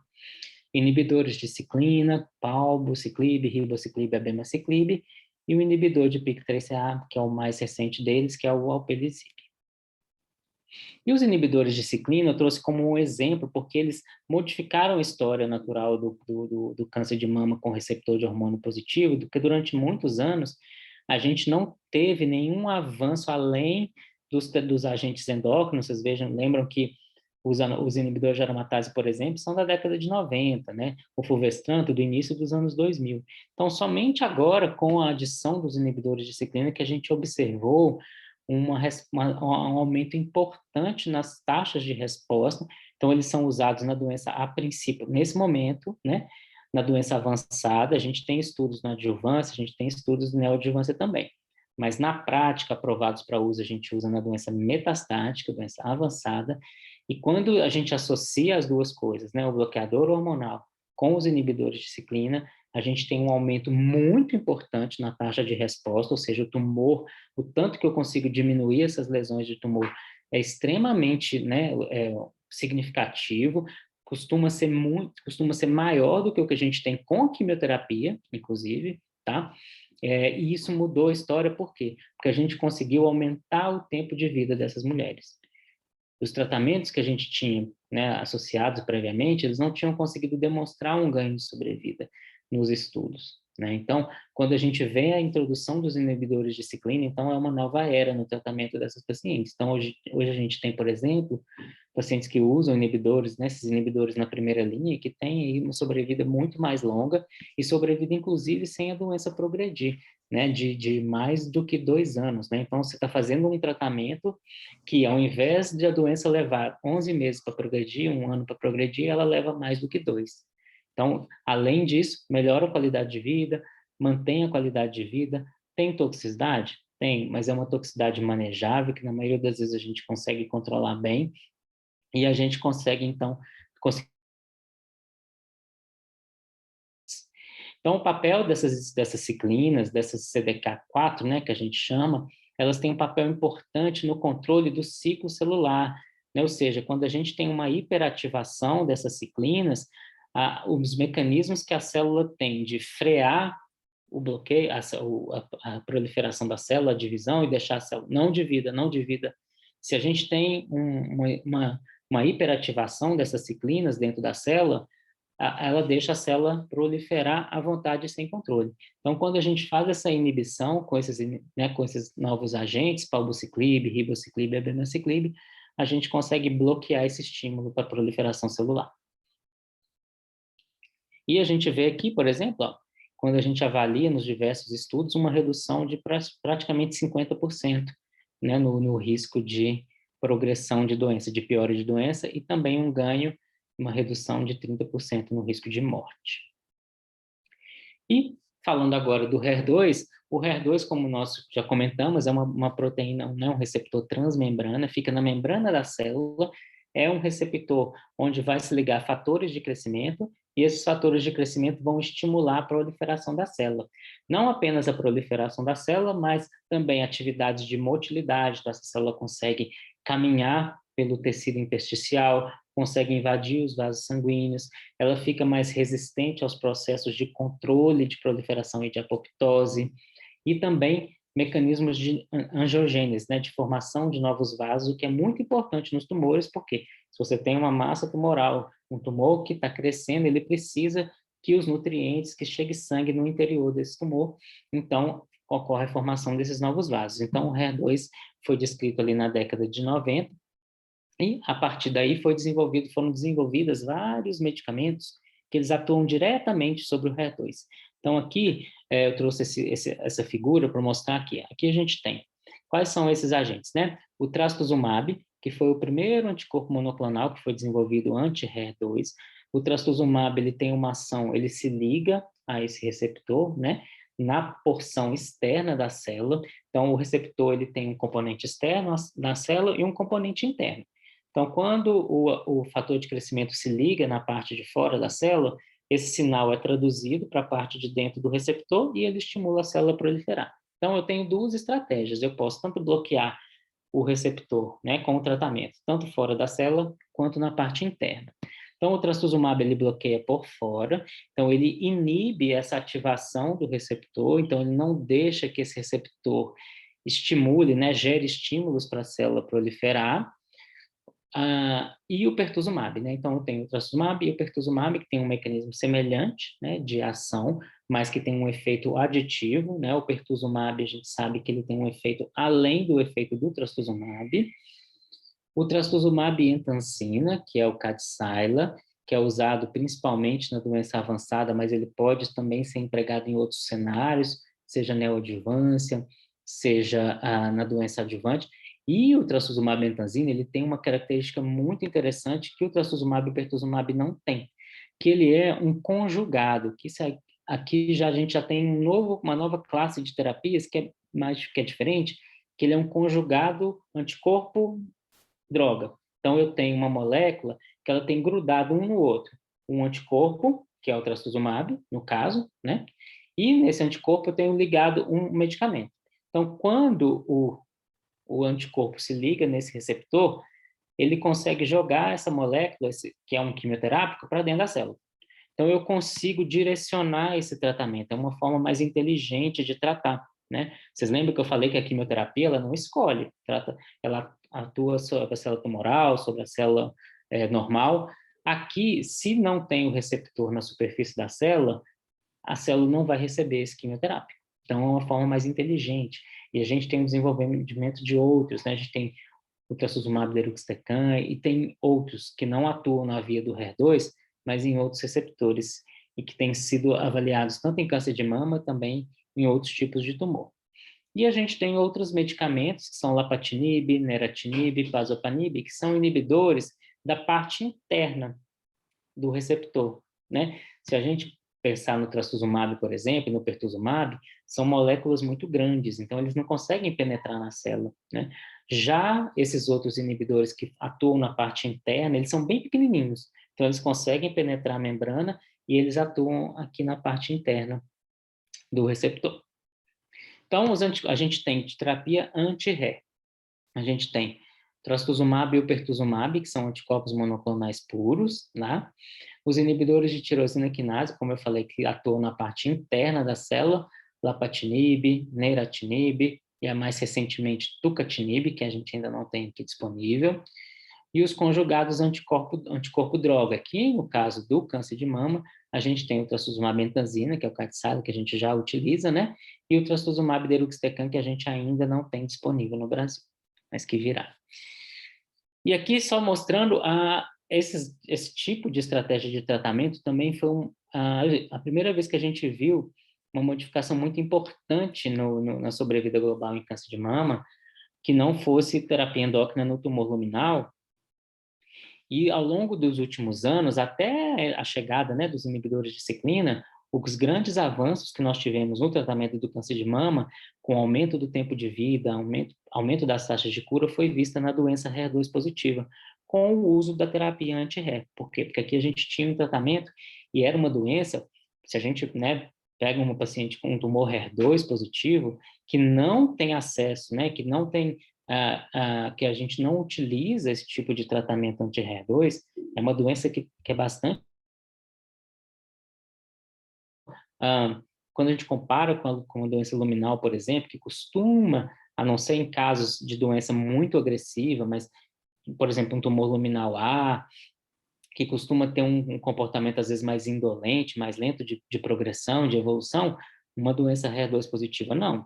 É uma doença que progride muito rápido, que metastatiza muito e tem uma chance de morte muito grande. Então, aqui sim, o desenvolvimento dessas terapias anti-HER foi bastante importante. Então, aqui, quando são, né, os primeiros dados, né, esse aqui dado de segmento de muitos anos, né, de 10 anos, mostrando que o uso de trastuzumab adjuvante, aqui trastuzumab sozinho, né, junto com a quimioterapia, a gente não costuma utilizar essa terapia anti-HER, né, nesse caso, adjuvante, neoadjuvante, sem quimioterapia junto, mas vocês vejam que mesmo após 10 anos, ó, olha a diferença importante entre os grupos, né, de pacientes que receberam o trastuzumab e pacientes que não receberam. Isso aqui é a chance de estar livre, né, vivo e sem doença em 10 anos, né, então uma diferença de 11%, 11 pontos, né, percentuais, e aqui a chance de estar vivo em 10 anos sem doença de 9 pontos percentuais, ou seja, bastante importante, né.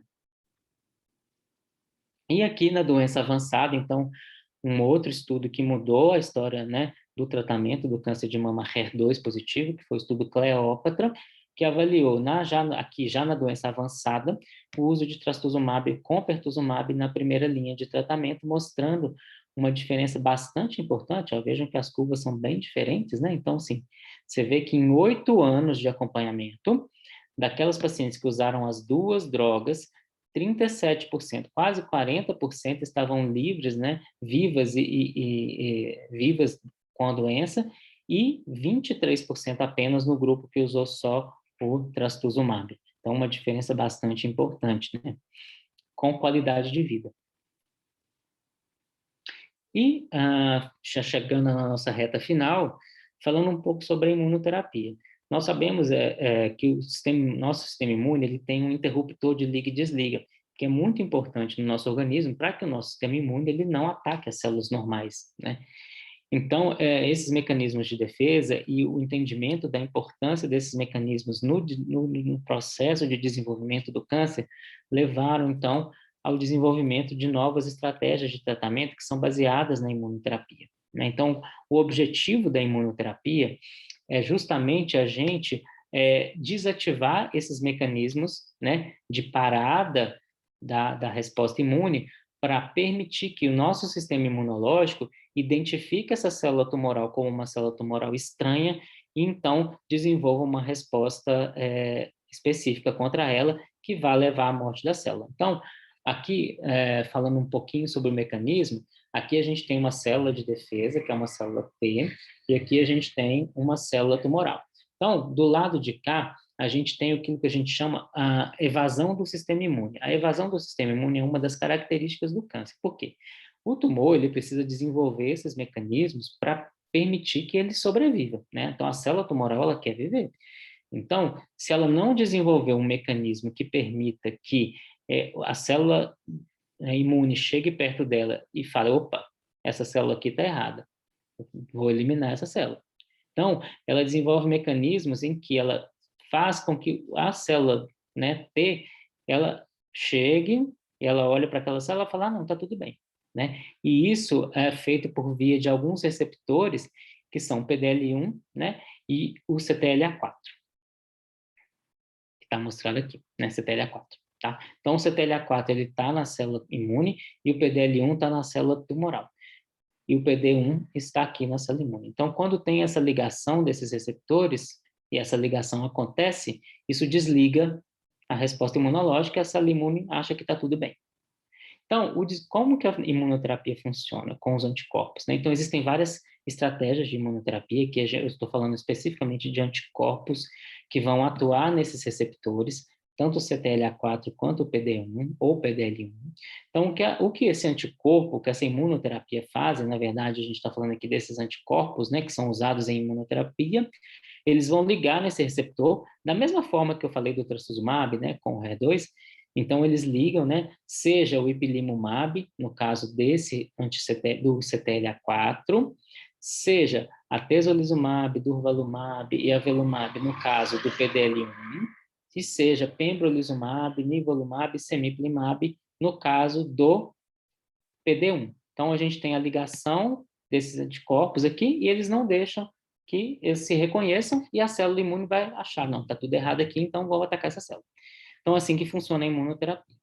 No câncer de mama, hoje, na prática, a gente utiliza a imunoterapia no câncer de mama triplo negativo, aquele subtipo que não tem os receptores, né? Por quê? Porque são tumores que têm uma maior expressão desse receptor, que eu falei, PDL1, eles têm maiores taxas de mutação, então eles têm várias alterações genéticas, e por isso eles têm proteínas que são muito diferentes das proteínas normais, e a gente tem, muitas vezes, uma presença maior de células imunes infiltrando esse tumor. Então, eu trouxe aqui alguns dados, rapidamente falando, sobre o atezolizumab, por exemplo. A gente tem 2 imunoterápicos já aprovados para uso no Brasil, apenas o atezolizumab, mas fora do Brasil a gente tem o pembro também, em tumores triplo negativos na doença avançada, mostrando que o benefício naquelas pacientes que têm tumores com PDL1 positivos, um benefício quando a gente utiliza o atezolizumab associado à quimioterapia, em termos de prolongar o tempo que a doença vai levar para ter alguma progressão, tá? E aqui, quando a gente fala em sobrevida global, um acompanhamento que é relativamente curto, né, de apenas 3 anos, a gente tem uma diferença de 14, né, pontos percentuais, é bastante importante. E as complicações de imunoterapia, elas podem afetar diversos órgãos, mas e elas são muito específicas do tipo de câncer que a gente está falando, que a gente está tratando, e são específicas também de gênero, né? Seja homem, seja mulher. Mas em câncer de mama, as mais comumente relatadas são pneumonite, hepatite, racho cutâneo e desenvolvimento de tiroidite, porque é como se a gente desenvolvesse um cenário de doença autoimune, né? Porque a célula se ativa tanto o sistema imunológico que ele começa a atacar não só o tumor, mas ele pode atacar células normais de outros órgãos também. E, por fim, né, para não me alongar além do que eu já me alonguei, os inibidores de PARP. Como que funciona esse tipo de tratamento? A gente sabe que, normalmente, pode acontecer alterações no DNA. O DNA é uma fita dupla, então são duas fitas enroladinhas. Então, se a gente tem alguma alteração, uma ruptura nessa fita única de DNA, em uma delas, a gente tem uma enzima que vai auxiliar nesse reparo, que é a PARP. Então, ela é bastante importante nesse processo de reparo do DNA. Quando a gente utiliza um inibidor de PARP, que é uma medicação, ele vai ligar nessa PARP que está ligada no DNA e vai deixar essa PARP grudada ali. Se ela fica grudada ali, outras enzimas que atuam no reparo não vão conseguir funcionar e não vão conseguir reparar esse DNA. Quando ela não consegue reparar esse DNA fica, né, defeituoso, a outra fita também se quebra. Aí você quebra as duas fitas.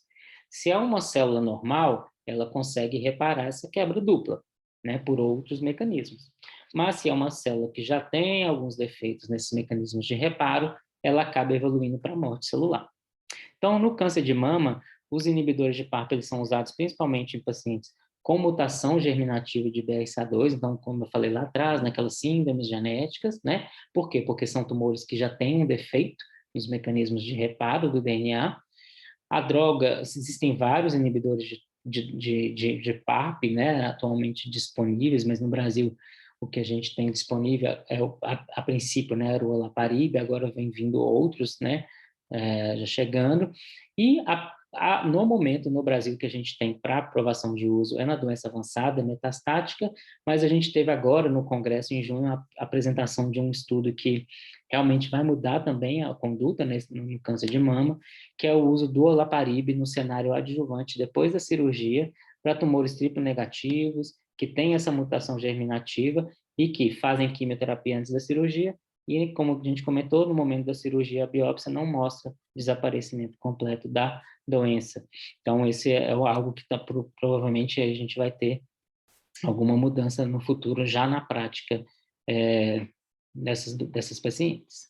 Então, como mensagens finais, o câncer de mama ele é uma doença heterogênea, né?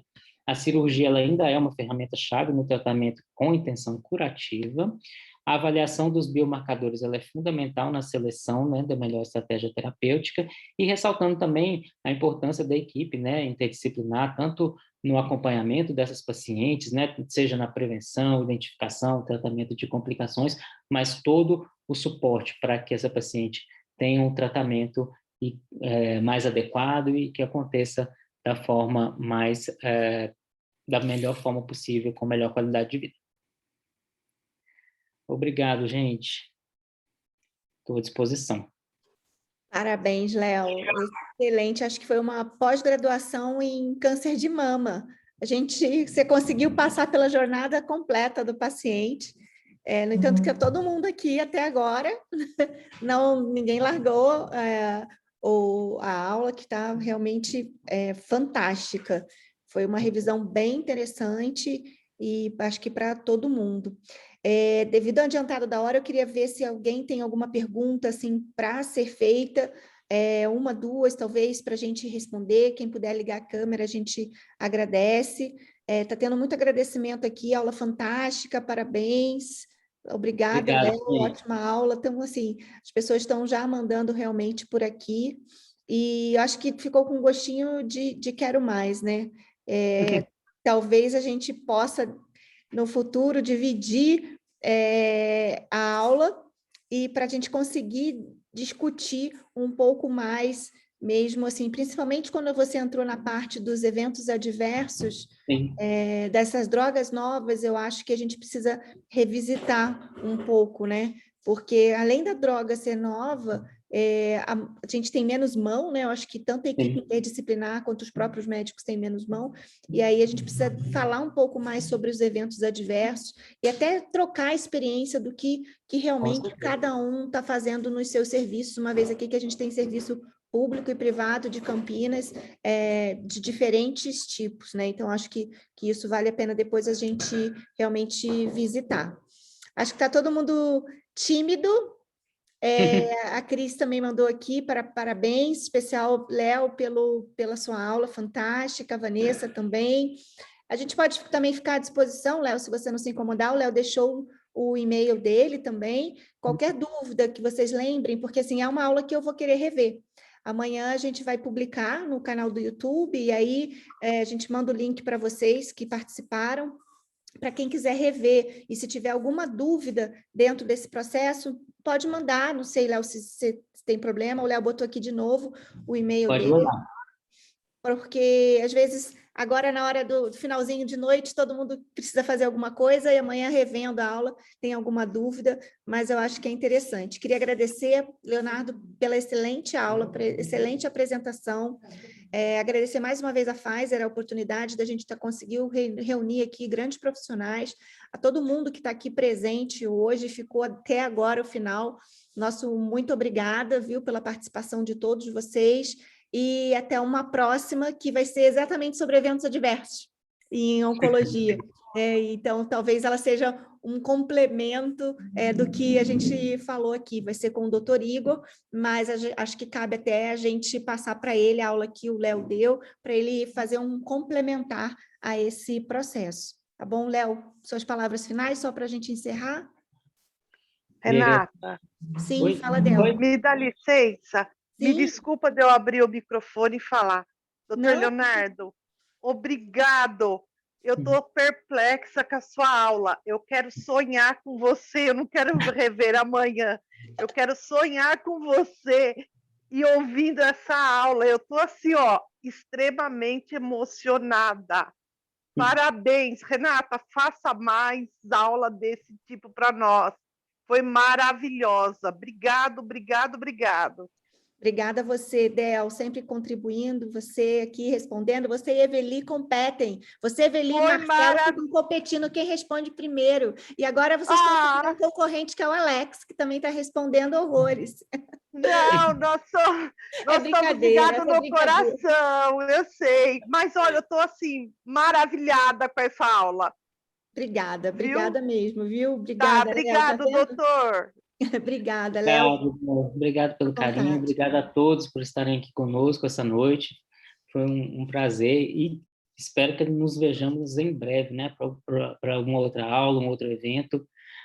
Muito obrigado, Renata, pelo convite, obrigado ao grupo, a todo o grupo, obrigada, Cris, e estou à disposição. Gente, obrigada, boa noite para todos, viu? Um beijo grande. Boa noite. Boa noite. Boa noite, tchau. Boa noite, gente.